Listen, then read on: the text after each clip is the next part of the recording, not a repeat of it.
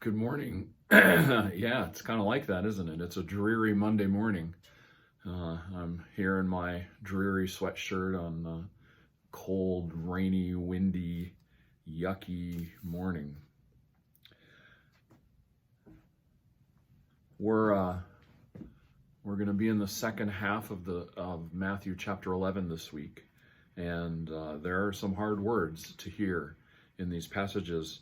The passage this morning talks about this generation. This is verses 16 to 19. To what will I compare this generation? It is like a child sitting in the marketplaces calling out to others, "We played the flute for you and you didn't dance. We sang a funeral song and you didn't mourn." For John came, neither eating nor drinking, and they say, "He has a demon." Yet the human one came eating and drinking, and they say, "Look, a glutton and a drunk, a friend of tax collectors and sinners." But wisdom is proved right by her works. And the next line is, "Then he began to scold the cities."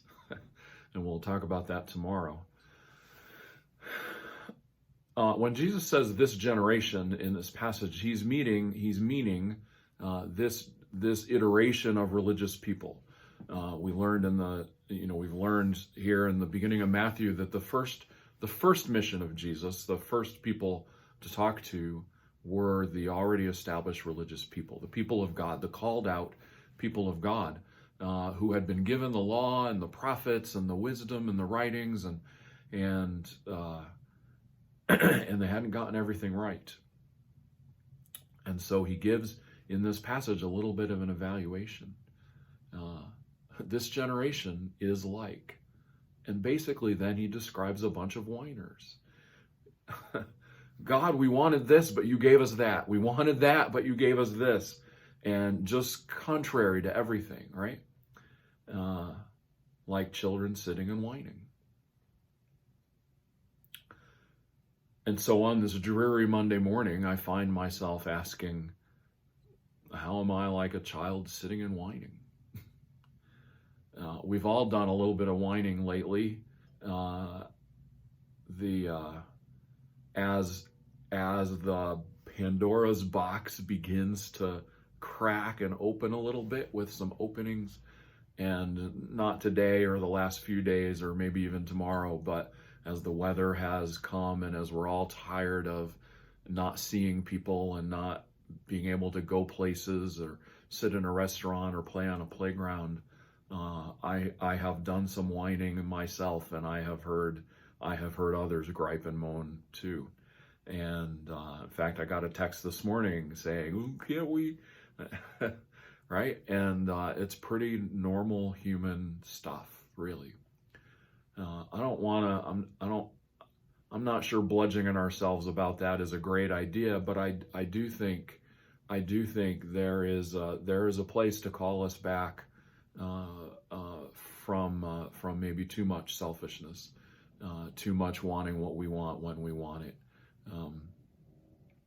And this passage this morning hit me square in the face as I came in already thinking about that.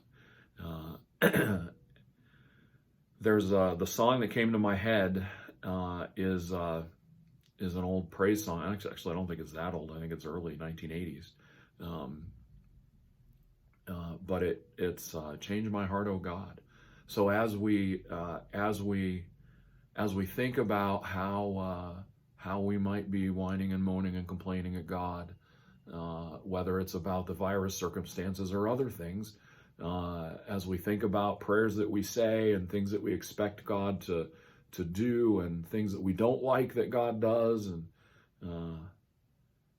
maybe today is on a dreary Monday is a good day just to sit and say, "God, could you change my heart? Change my heart, O God, make it ever true. Change my heart, O God, may I be like you. Change my heart, O God, make it ever true. Change my heart, O God, may I be like you. You are the potter, I am the clay. Mold me and make me, this is what I pray.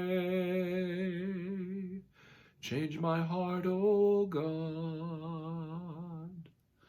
make it ever true. Change my heart, O God, may I be like you.